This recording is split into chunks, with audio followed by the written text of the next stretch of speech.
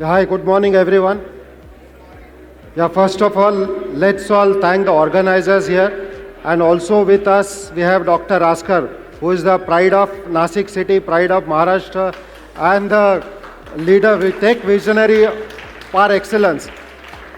We also happen to have one very unique alumnus of IIT Mumbai, who happens to be the CEO of Jilla Parishad Nasik. She is here, Mrs. Ashima Mittal, ma'am. Thank you. And all the dignitaries of Nasik. It's an honor to speak with you today. The first and the foremost, I am born and brought up from Nasik, and a few experiences that we would discuss today are made in India, delivered from Nasik for the world. So what, if anyone has any question, can startups be scaled up from Nasik? We will just discuss that. The first example, after my engineering from VJTI and MBA from New York, when we started the BPO in 1997, that was all started from Gangapur Road, Nasik, and today it employs 3,500 professionals in Nasik. So it's a first scaled up startup from Nasik. Now the second one which we will discuss about is another venture which was conceived in Nasik, born in Nasik, nourished in Nasik, and grown and scaled up in Nasik, which is Credila, HDFC Credila. And that story we will discuss today with a simple objective that all of you are the founders, innovators, startup entrepreneurs. Can startups be scaled up? That's the first question. And if yes, is there any formula or is there any methodology for scaling up? Now I'll put a disclaimer first, or a caveat, that there could be many ways to scale up, there could be many ways to reach the destinations.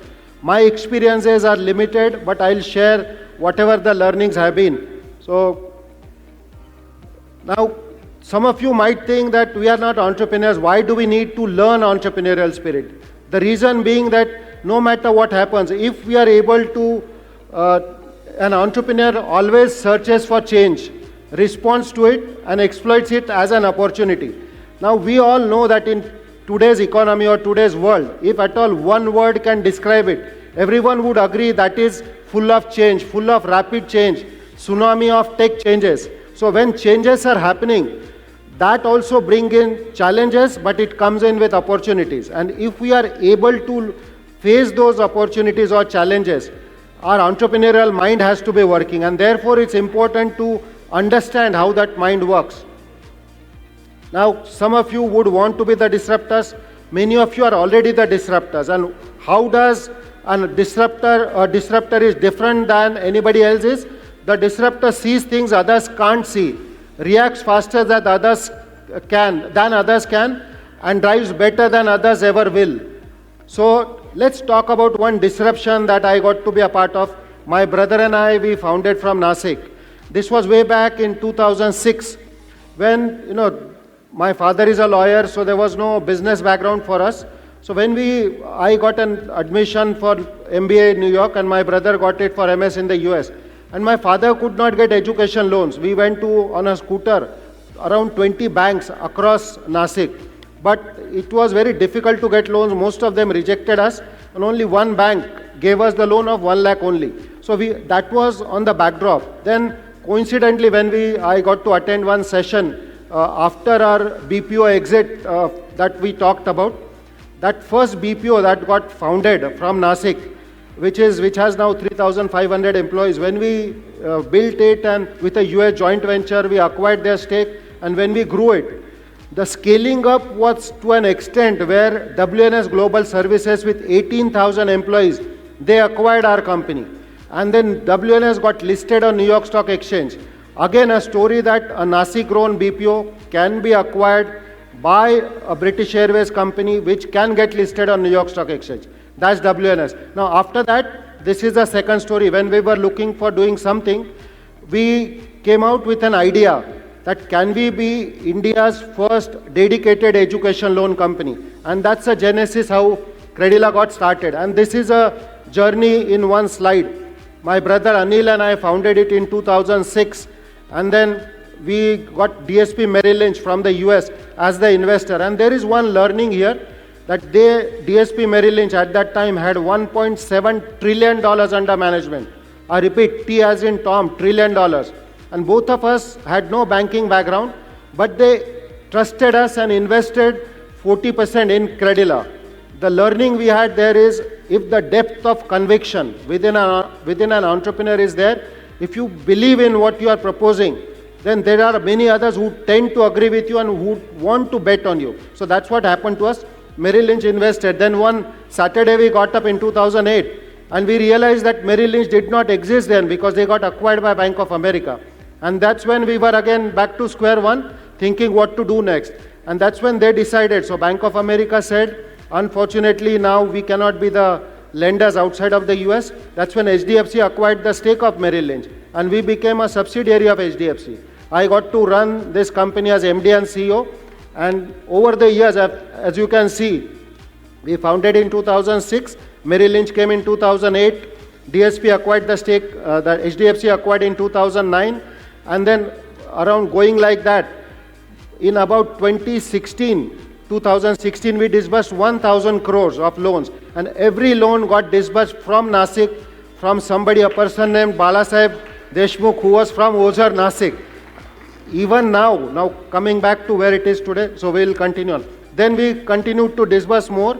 By 2019, when we exited, we had disbursed 10,000 crores. The balance sheet size was 7,000 crores. And the company, which was born, made in India, delivered from Nasik, got valued at $600 million. And that's when, in 2019, we exited. But now, what's the current status? So we disbursed $1 billion. But if we look at today, again, this answers the scaling up question. Even today, Credila has disbursed about 47,000 crore. Every single disbursement happens from that Nasik office near Micro Circle Bosch of Credila. It continues to do that. But if we look at the revenues, and that's when we will quickly come in at the formula for scaling up. The snapshot is current revenues of Credila, a Nasik-born company, 2,110 crore. And it's not just chasing revenues. It's one of the most profitable, it has been the most profitable subsidiary within HDFC Group, which is profit after tax is 403 crores, about 20% profit after tax of the revenue. And that can happen from Nasik. Now, we have all seen that entrepreneurship is doing more with less. But if we look for the topic for today is building to scale and creating a unicorn. So there are only 6 more slides we would conclude, and that's my learning about how to scale up. What are the critical decision points which are needed to be focused on by entrepreneurs or by disruptors when they embark on their journey to scale up. And these, we try to keep it very simple, but they really reflect critical elements or which can make or break whether a startup can scale up or not. The first one, these are 6 critical questions. The first one, are you digging a dry well or are you digging a well with water? So one simple thing, what do we mean by that? Now when we look at an opportunity or you are trying to solve a problem, the first question to ask is that is there enough potential into our market segment? Are the problem that we are solving, is it worth solving? Is there potential in that? For example, when we looked at education loan, in the US, education loan segment has $1.7 trillion under as the outstanding student loan portfolio at that, even now. And at that time, it was $600 billion. Now, when the US had $600 billion of student loans outstanding, India at that time had only $10 billion, B as in boy. That means there was a potential to grow about 100 times. And we all know that India's population is 4 times more than that of the US. So we realized that there was enough potential in the opportunity, that we are not digging a dry wall, but there is a lot of water in it. Now, about 13, 14 years have gone by, but even today, when the US student loan segment has gone from $700 billion to $1.7 trillion, Indian all lenders put together has only grown from 10 billion to 15 billion, 1-5. That means it has grown only by $5 billion, while as in the US it has grown by $1 trillion. That is the massive scale of opportunity that exists in India even now, despite Credila being the largest private student loan lender already. The second decision point, so whenever you decide anything, see if there is potential. Second, are we offering multiple solutions or we are laser focused onto one? Our understanding, our experiences and our learnings have been that a human being or a startup or any venture can do only one thing better than anybody else in the world. Like our lending license from Reserve Bank of India did not dictate us or did not restrict us from lending any other loans or doing any other loans. But we stuck to only education loans. The reason being that since we were doing only that 24/7, our domain expertise, our understanding of that segment was better than anybody else. We could even compete with State Bank of India, which now has 50 lakh crore of balance sheet.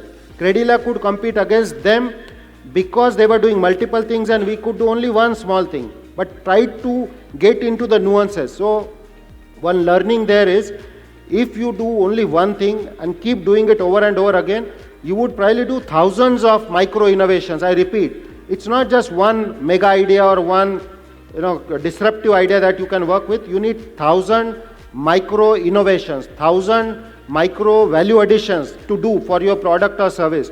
And that's when you become a compelling startup for scale up. The third one, this actually I have conviction in. If you really want to scale up, and why it is important to scale up, in my opinion, every opportunity comes in with an expiry date. Because the changes are so rapid, the tsunami of changes would make you irrelevant or would disrupt your business. So if we assume that there is an expiry date for every opportunity, it is important that we blitzscale. And if we have to blitzscale, we need a mentor. We need somebody who has done it before into other geographies, who had done similar things somewhere else. And that is a strategic partner. Like in our BPO days, we had a US Des Moines, Iowa-based joint venture partner who helped us understand this business, who helped us with the operational details and achieving global best practices and operational excellence. Now, if you are, like in education loan also, Merrill Lynch were doing $7 billion of student loans in the US. So we got them as the strategic investors. Afterwards, when HDFC came in, they brought in their best practices for lending. And that accelerated our pace of growth. That enabled us to scale up. So if you have any other product, in my opinion, it is important that you can think about who could be the strategic partners. And a financial investor is not, I repeat, not a strategic partner. A strategic partner is somebody who brings in something more than money, way more than money. Can they bring in domain expertise? Can they open up different market segments for you? Can they bring in operating excellence? Can they bring in distribution capabilities? If you partner with them, then all of a sudden your ability to survive goes up, your ability to scale up gets exponentially enhanced. So that's why it's important to explore a strategic partner. Now, giving up control is okay because an entrepreneur is driven not by how much money he or she makes, but what impact can they create. And if you are driven, if you are passionate about creating impact, then this could be a very critical element into that 6-point formula that we are discussing.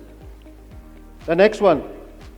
See, many innovators or disruptors feel that we have created a solution and they take an ivory approach, that this is my solution, take it or leave it.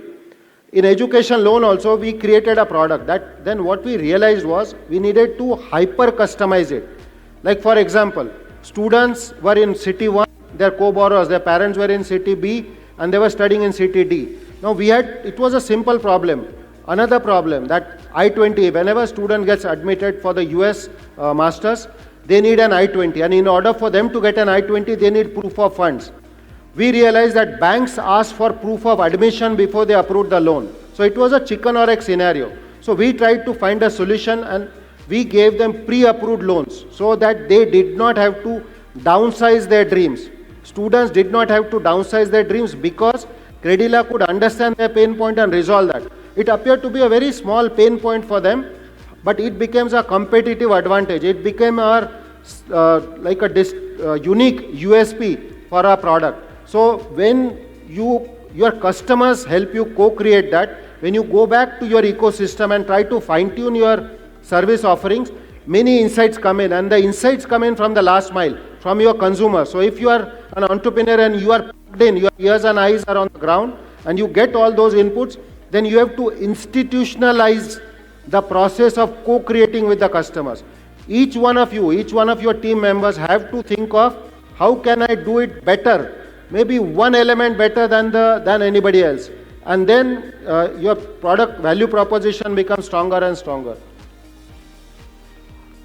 This is very critical. Now, these are the days when people ask for funding, either from the government or from angel investors, venture capitalists, private equity. In my opinion, the most important thing for us is to figure out that they need to be sustainable. And cash is king. You need to preserve whatever funds are available. So optimal usage, like for example, renting a place, like Mr. Madan Padaki sir, he talked about having the audacity or having the courage to ask for maybe a free space.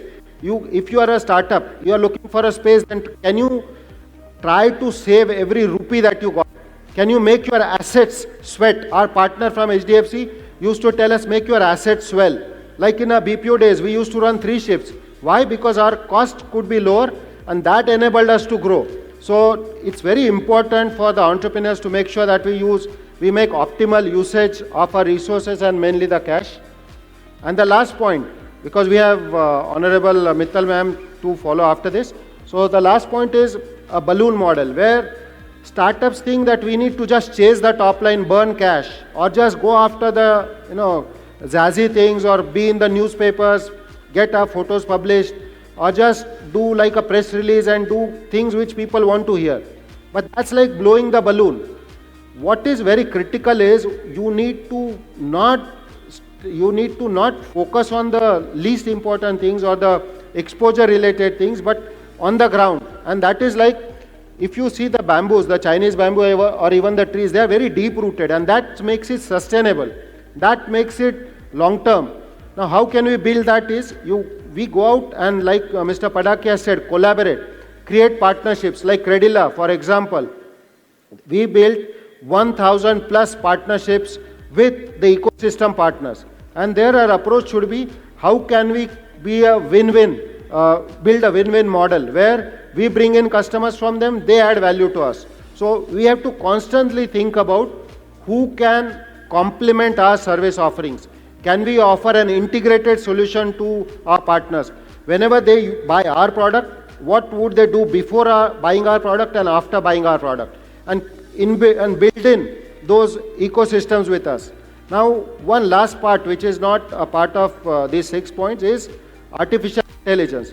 Now, this being AI first event, today and yesterday, day before yesterday also, all MIT team members led by Dr. Raskar, they have been here. They have talked about what the AI tools are available. And if you integrate those AI tools with you, you will already be ahead of the competition. And they can be very empowering to all of you. And having said all of that, the most important thing for the entrepreneur, it's a full-time journey. It's a Herculean task. It's not easy.